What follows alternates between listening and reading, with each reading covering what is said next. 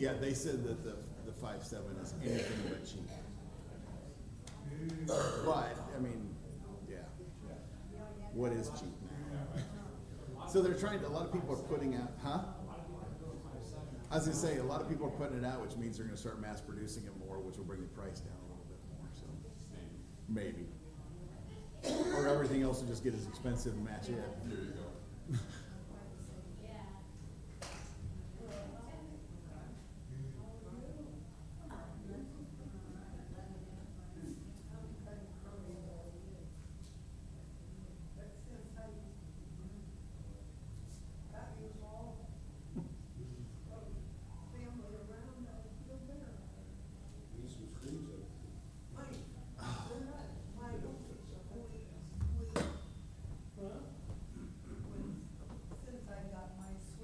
Let's see if we can get them fired up here.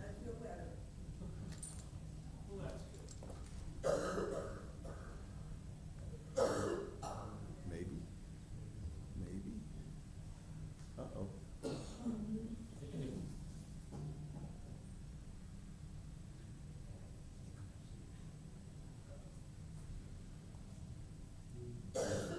Probably have to go off air and back on air. But this one's not responding at all.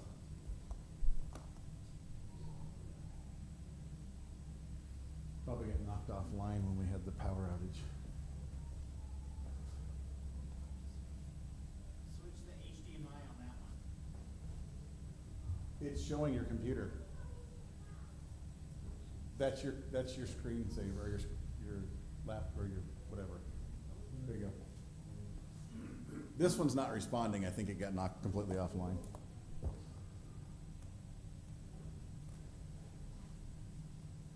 Which is not good. We'll go with one screen.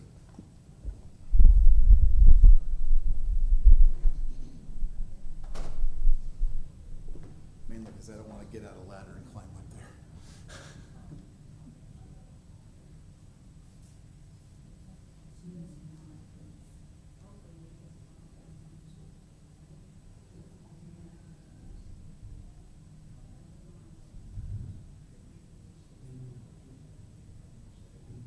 That was an interesting sound. All right, we are on. I see the green tag up there. So we are on the air. Thank you for coming tonight. Class 108. Man, cranking them out. Tonight we're going to be in 1 Samuel. So last week we talked about Israel rejecting Samuel as a prophet, essentially. He was that closer of the last of the judges, kind of closed out that period. He was also a prophet, and he served with the priests as he was growing up. And so the people, after finding out that Samuel was getting older, his kids were not doing what Samuel had done. They were not righteous. They were not following God's law. They said, we want a king. We're just going to be like the other nations. And in doing so, rejected God as their king. And God reminded Samuel of that. They're not rejecting you, they're rejecting me. Because they were supposed to be listening to my commands. But now they're saying we want a man to lead us. We want somebody. So the way this is supposed to work, kind of, and because we're going to see how this came about, but really God's design was still that they would have a king, but the king would kind of serve as more of a prime minister to God still being the king. In other words, that king should be seeking God's direction, should be looking to God as still the ultimate leader of the nation, and then they are the person kind of leading the people. So similar to what you had with Moses and stuff like that, you just don't have that direct connection between that person and God. There would be a little bit of a mediator in there, but ultimately that king should still be looking to God's law, still be looking to his commands, still be looking to the way God set things up for them. So Saul is going to be the one, as we saw last week, that's going to come into this position. So we're going to be in 1 Samuel chapter 9 and 10.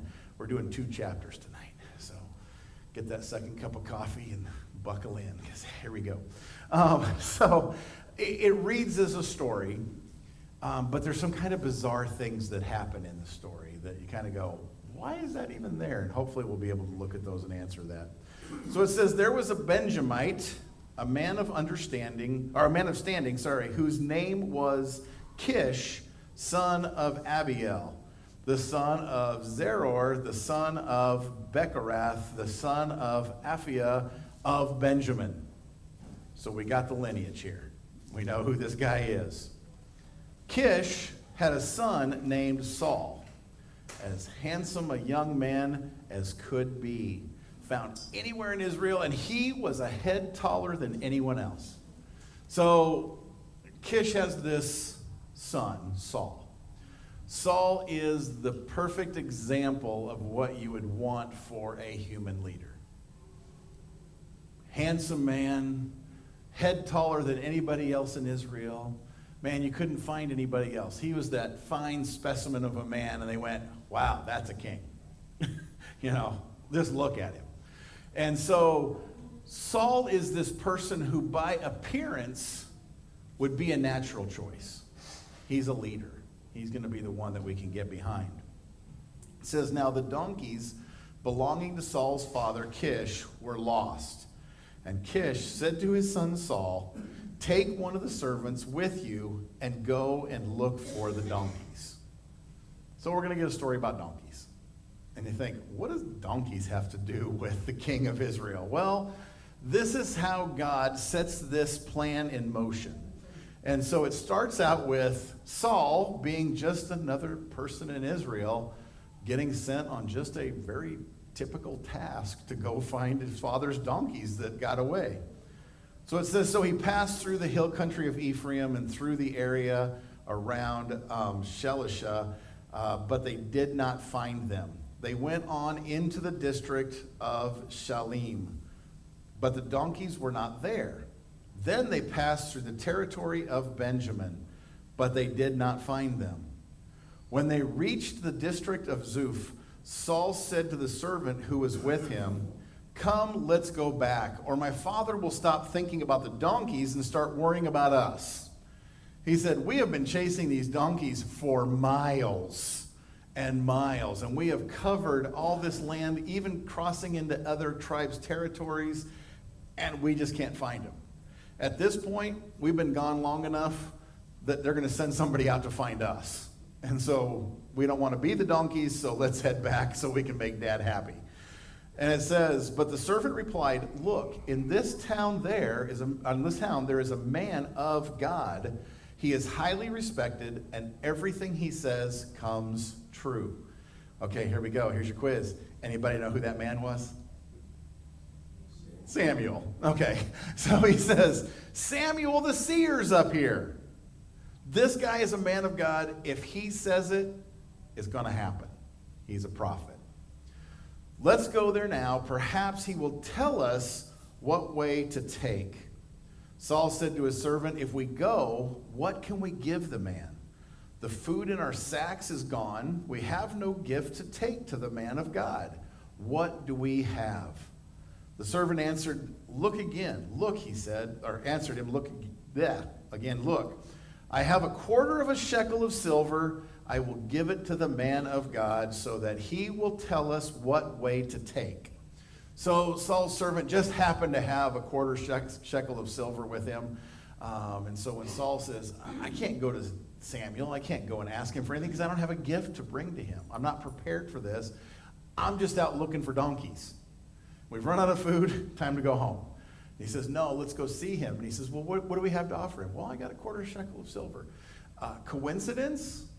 Sure, you can call it a coincidence. Or, again, part of this kind of a divine plan that God had put into place to set up the events that are going to happen here.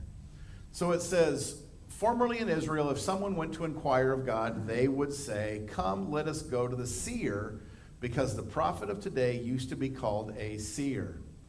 Good, Saul said to his servant, come, let's go.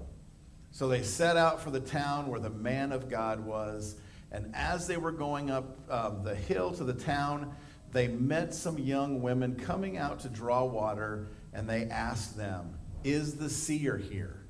So we're heading for the town where he should be, probably Ramah up there, because that's where, remember, he had an altar that he was offering some sacrifices to God. So they said, is he here? Is he even home?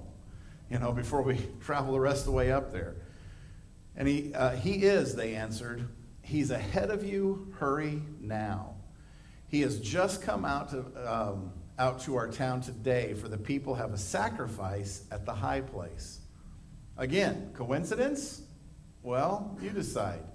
Saul happens to be looking for these donkeys. He's going to the town to meet up with Samuel, who just happens to be there for this sacrifice that is planned for that day. So everything's falling into place here. As soon as you enter the town, you will find him before he goes up to the high place to eat.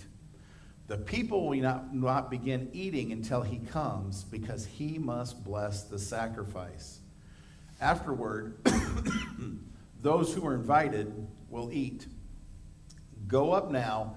You should find him about this time. They went up to the town, and as they were entering it, there was Samuel coming towards them on his way up to the high place. Now, the day before Saul came, the Lord had revealed this to Samuel. About this time tomorrow, I will send you a man from the land of Benjamin. Anoint him ruler over my people Israel. He will deliver them from the hand of the Philistines. I have looked on my people, for their cry has reached me. So you can say, yep, he happened to be out looking for the donkeys. Yep, they happened to wander into the right area where they were close to where Samuel was. Servant just happened to have a quarter shekel in his pocket, and they said, let's go up there. But the day before, God said, this is what's going to happen. This man's going to come from the tribe of Benjamin, which Saul is, and he's going to come up inquiring of you. And so Samuel is prepared for this. There's a sacrifice that's already been made, already been prepared, and they're going up to this high place. So as Samuel's heading up there, this Benjamite happens to show up at that moment to walk into town. It says, when Samuel caught sight of Saul, the Lord said to him, this is the man I spoke to you about. He will govern my people. So this unknown sacrifice that's supposed to be happening in this town sounds an awful lot like God was making a preparation for Saul to arrive. And so he just kind of walked into this situation, and everything was prepared. Again, Samuel didn't know Saul. He didn't know who this guy was. He was told a guy from Benjamin will be coming. He's walking there. He sees this person coming towards him, and God says, that's him. That's the guy that you're to anoint. He's the one that's going to rule over the people. He's going to be the choice of the people. So it says, Saul approached Samuel in the gateway and asked, would you please tell me where the seer's house is? I am the seer, Samuel replied. Go up ahead of me to the high place. For today you are to eat with me, and in the morning I will send you on your way and will tell you all that is in your heart. He says, I've been waiting for you. So I was like, excuse me? Yeah, you need to go ahead and go up to the high place. There's a place set for you. You'll be eating with me. And tomorrow, after we have this feast and this festival, after we have this sacrifice, I'm going to tell you what's in your heart, and I'm going to tell you what's going to happen. So it says, as for the donkeys you lost 3 days ago, do not worry about them. They have been found, and to whom is all the desire of Israel turned? And it says, if not to you and your whole family line. So he says, stop worrying about the donkeys. Stop worrying about your father. Donkeys are home. This has been taken care of. So he says, you don't have to pursue any longer. Saul answered, but am I not a Benjamite from the smallest tribe of Israel? So Saul goes, well, I appreciate you saying that, but who in the world am I? Here we see the humility of Saul. It's a good thing. Because he says, who am I that you'd even be waiting for me, let alone pick me out and have me have this honor, or any kind of honor? I'm just a guy from Benjamin. And Samuel's like, oh, funny. I've been waiting for a guy from Benjamin. So it says, and is not my clan the least of all the clans of the tribe of Benjamin? Sounds very much like Gideon, who says basically the same thing, only different tribe. But the humility is there, and he's saying, why me? Why would I be chosen? You see a person who doesn't think highly of themselves in that regard. He doesn't feel like he would be set aside for anything special. He's just another person out looking for donkeys. I probably should go. And why are you telling me these things or asking me to stay here? And it says, why do you say such a thing to me? Then Samuel brought Saul and his servant into the hall and seated them at the head of those who were invited. So not only are you supposed to go there, you're eating with me, but I want you to sit at the head of the table. You get the place of honor. Saul's probably thinking, that's an awful lot of pomp and circumstance for a guy who lost his donkeys. Wow, that's kind of crazy. I did something that was going to make my dad mad, and now all of a sudden I'm at the head of the table with the seer of Israel. What's happening here? And so he said he was set at the head of those who were invited, who were about 30 in number. Samuel said to the cook, bring the piece of meat I gave you, the one I told you to lay aside. So the cook took up the thigh with what was on it and set it in front of Saul. Samuel said, here is what has been kept for you. Eat, because it was set aside for you for this occasion from the time I said I have invited guests. And Saul dined with Samuel that day. After they came down from the high place to the town, Samuel talked with Saul on the roof of his house. They rose about daybreak, and Samuel called to Saul on the roof, get ready, and I will send you on your way. When Saul got ready, he and Samuel went outside together. As they were going down to the edge of the town, Samuel said to Saul, tell the servant to go on ahead of us. And the servant did so. But you stay here for a while, so that I may give you a message from God. And then it says, then Samuel took a flask of olive oil and poured it on Saul's head and kissed him, saying, has not the Lord anointed you ruler over his inheritance? So it kind of surprised him there. Takes the olive oil, pours it on his head. He anoints him. He is now the anointed one of God. This term is where we ultimately get the term Messiah. When you go into the Greek, the anointed one, which then gets kind of translated through, and we come up with Christ. He's saying you're going to be a savior.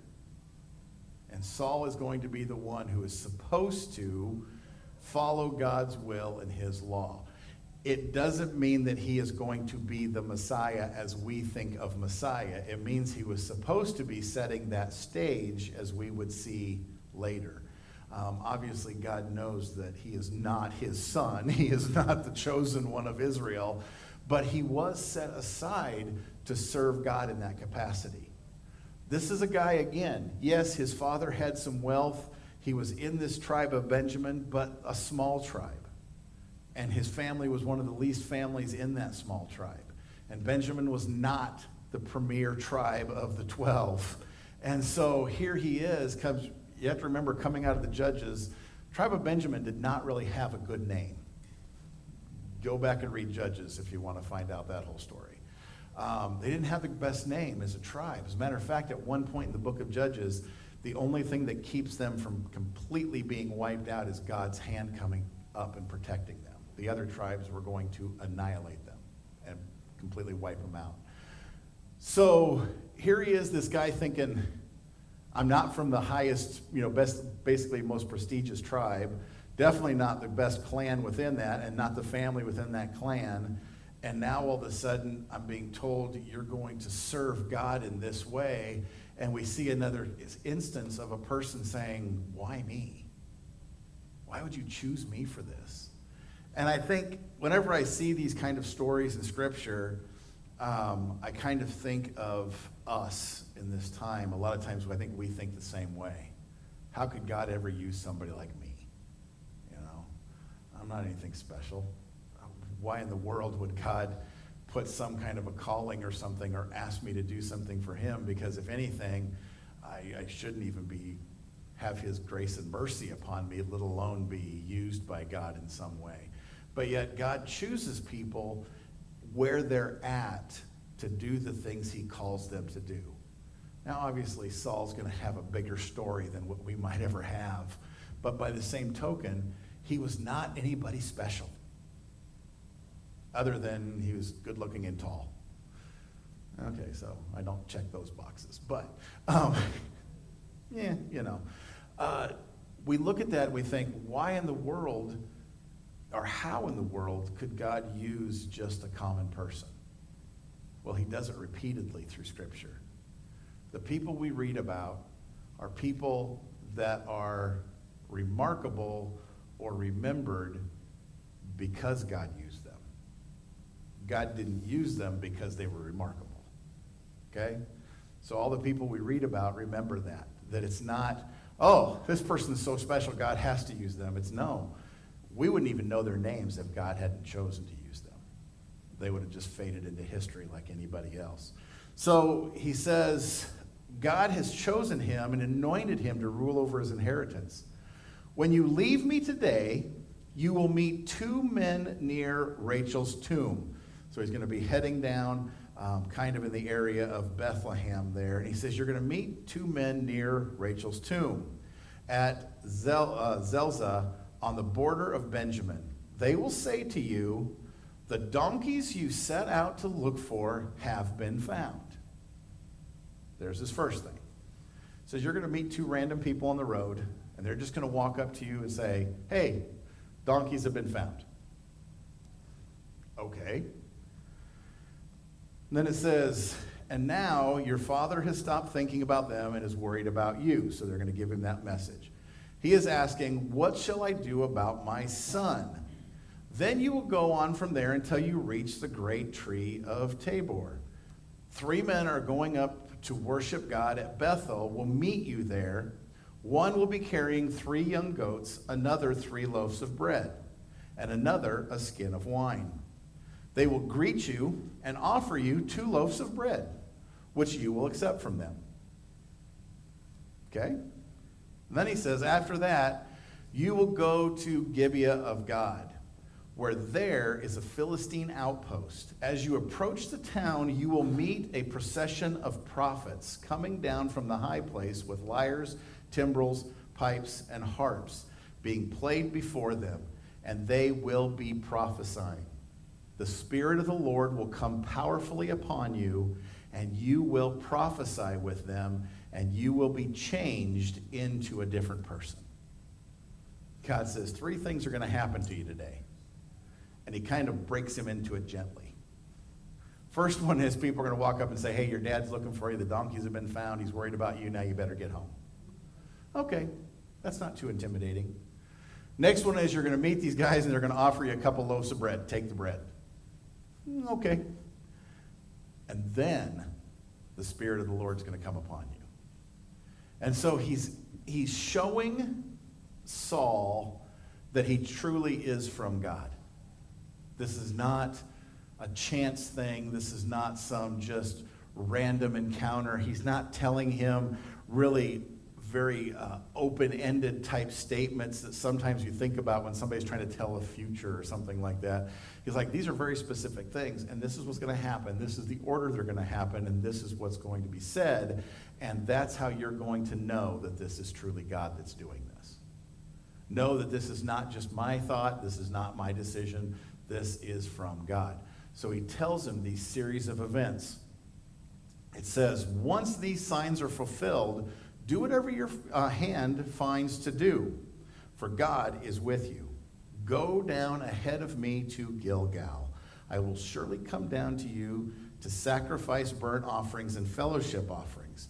But you must wait 7 days until I come to you and tell you what you are to do. So here's your whole thing laid out. You're going to get these 3 signs. You're going to go down to Gilgal, and you're going to wait. You're going to wait upon the Lord. You're going to be patient. Hardest command that God can give to you, right? Do nothing for 7 days. Wait for me. Okay? As Saul turned to leave Samuel, God changed Saul's heart. And all these signs were fulfilled that day. When he and his servant arrived at Gibeah, a procession of prophets met him. The Spirit of God came powerfully upon him, and he joined in their prophesying. When all those who had formerly known him saw him prophesying with the prophets, they asked each other, "What is this that has happened to the son of Kish?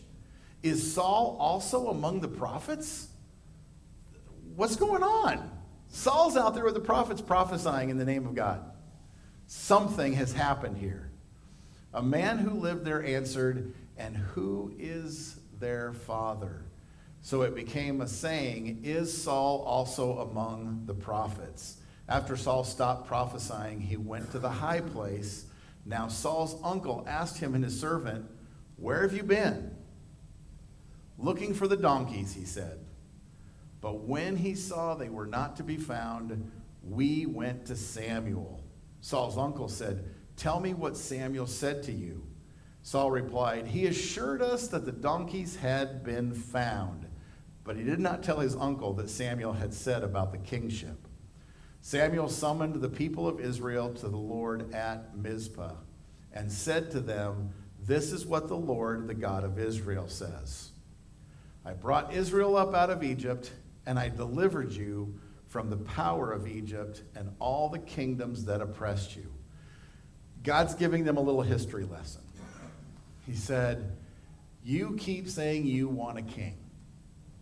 You want a man to rule over you. When I sent you Samuel, you told him, 'We want a king.'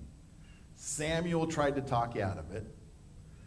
I've told you you don't want that. You want to follow me and be obedient to my commands. And your response is, 'No, we want to be like the other nations. Give us a king.'" So God, through Samuel, says, "Here you go. Let me give you a little history lesson. Let me explain to you how you got to where you are. And then we'll fulfill your wish." So he told him, "Remember that," I'm going to back up here. "I brought you out of Egypt, and I delivered you from the power of Egypt and all the kingdoms that oppressed you.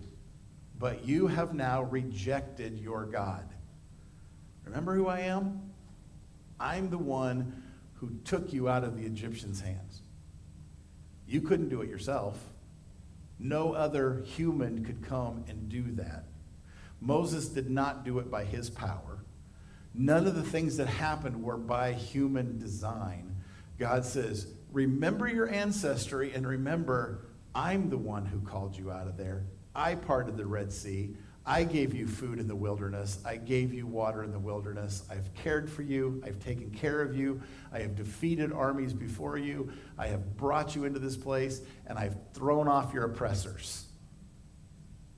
Oh, yeah, by the way, now you want a man to lead you." So he says, "But you have now rejected your God, who saves you out of all your disasters and calamities. And you have said, 'No, appoint a king over us.' So now present yourselves before the Lord by your tribes and your clans." So he said, this is what you want. This is what you're going to get. Everybody line up. I need representatives from each one of the 12 tribes. When Samuel had all Israel come forward by tribes, the tribe of Benjamin was taken by lot. So they brought it before the Lord. They drew the lots, and they said, "Tribe of Benjamin, you're the one. Everybody else, go back to your seats." Then he brought forward the tribe of Benjamin, clan by clan. And Matri's clan was taken.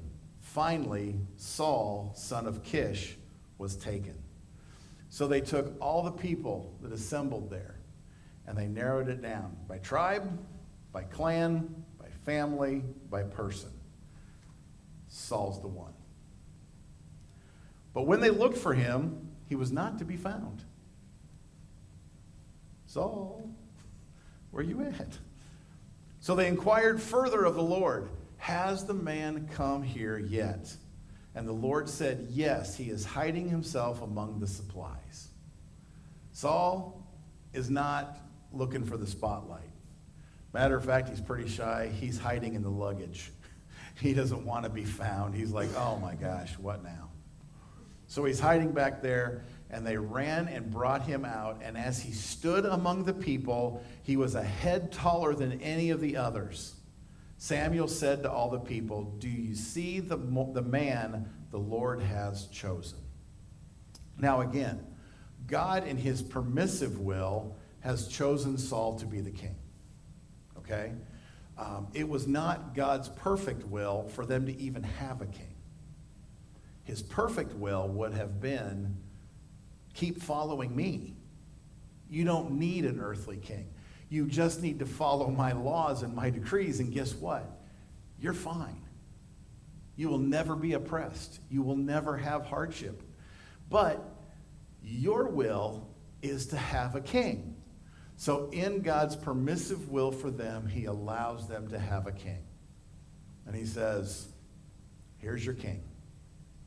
This is what you're looking for. This handsome, tall, perfect specimen of a man. And that's going to make you happy because you're like all the other nations now.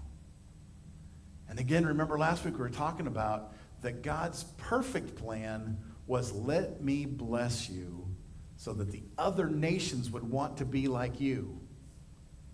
But instead, you're now standing here screaming, we want to be like the other nations. God said, that's not the way this is supposed to work. But he allows them to do this, and so God says, here you go. Here's your king. There is no one like him among all the people. Then the people shouted, long live the king. Samuel explained to the people the rights and duties of kingship. He wrote them down on a scroll and deposited it before the Lord. Then Samuel dismissed the people to go to their own homes. So Samuel says to Saul, essentially, and to the people, these are the responsibilities of the king. These are what the king is supposed to be able to do, is supposed to do in accordance with God's will. This is why I was saying at the beginning that really the king is supposed to be more like the prime minister under the king, and the king is still supposed to be God. And so Samuel says, here's the parameters that you need to stay within as king. I can imagine rule number one was, don't think you're all that. Because as soon as your pride steps in, this is going to be bad. But he says, here's what your responsibilities are as a king. These are the things you need to do. These are the things that you shouldn't do. And actually, number one, even before pride, would be trust God. Follow him. Listen to him. Then don't let your pride get in the way. Because, again, it's so predictable. When Samuel told them, these are all the things that a king will do if you put a king into power, every one of them take place as you read through the rest of the Old Testament. The kings check all the boxes. They draft people into the military. They take taxes. They increase those taxes. They build storehouses in the king's name, and they build up armies, and they build up armaments, and they make trades with other countries that affect you as doing this. And so he said, these are all the things that you have in store for you if you choose a king. And they said, we still want a king. So God said, here is the parameters for you as a king. Now, send everybody home. Saul also went to his home in Gibeah, accompanied by valiant men whose hearts God had touched. But some scoundrels said, how can this fellow save us? They despised him and brought him no gifts, but Saul kept silent. Okay? So, there's 2 chapters, believe it or not. We went through them kind of quickly, but there they are. We're seeing this transition from a guy who recognizes himself as being nothing to becoming anointed and being put in a position before the people. he's still shy to the point where he's hiding amongst the luggage and the supplies when they're choosing this king. He didn't even go up there to be chosen, but he'd already been anointed. He knew that was his destiny. He knew that God had already appointed him, but he didn't feel really worthy, apparently, to step up and say, I'm the new guy. Instead, he waits to go through this whole process. Then they have to go seek him and bring him up. And so we see Saul being so humble in the beginning, but as we move forward through this story, you're going to see that turn away. And it's because God said, here's what you need to do. And Saul, being the king of Israel, which kind of is appropriate, because he's going to commit the sins that Israel has committed. When God says, here's the way to be successful. Follow my laws and my word. And Israel at first went, oh yeah, that sounds great to us. But as soon as they got into the land and they got complacent, they got used to being there, they stopped looking at God. And they started doing things their own way.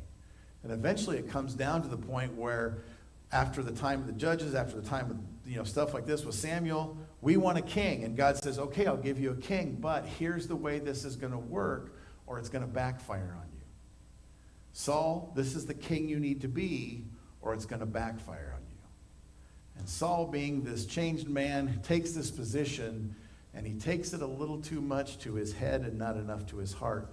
I really believe that what you see in this book, and as we move forward, we'll see a little bit more of it, and that is that he was so eager to please God, he did it on his own power rather than relying on God. I'm going to prove my position.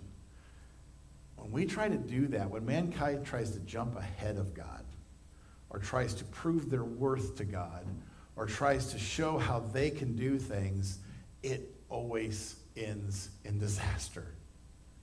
Well, but God, he says he wants this, so I'm going to do it this way. No, do it God's way. That's why he told you to do it that way. That's why he gave you the commands. That's why he gave you the laws. Do it this way. Yeah, but God just doesn't understand. I can do it this way instead. No, you can't. That's making you God. And that's what happens to Saul. He starts to be like Israel has been this whole time. And that is, God says, here's my plan for you. And they went, yeah, but we think this is better. And better is disaster. Slow down. The statement that Samuel says to him, go to Gilgal and wait. Wait on God. Don't push God. Don't tell God what he's going to do. Don't do it your way, thinking that you can make God happier than what he initially planned for you to do. Stop trying to be God and listen to God. And that's where Saul breaks down. He thought, well, yeah, but if that's good, this would be better. I'm just going to prove to God how worthy I am. And the truth is, he's really not. And the harder he tries to prove that he is, the more he disobeys God in the process. And then his heart becomes hard. And he becomes dejected. And he becomes put out by all this. And so God then rejects him as the anointed king. Because he won't listen to God. And we've talked about it so many times in our own lives that sometimes if we're trying to prove our worth, we've already got off on the wrong foot.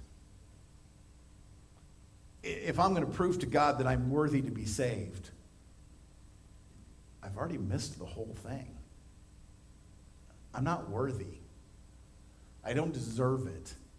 I'm not good enough. I can't do it myself. And that's where surrender and submission comes in. And I have to surrender to Christ and be submissive to him and his word if I want things to be better in my life. Because the more I try to prove that I'm good enough, the more I become God. And I sit on my own throne. And I think I can do it on my own. Paul talks about that. We can't do it. Because if we could, we would start to boast about it. We would start to brag about it.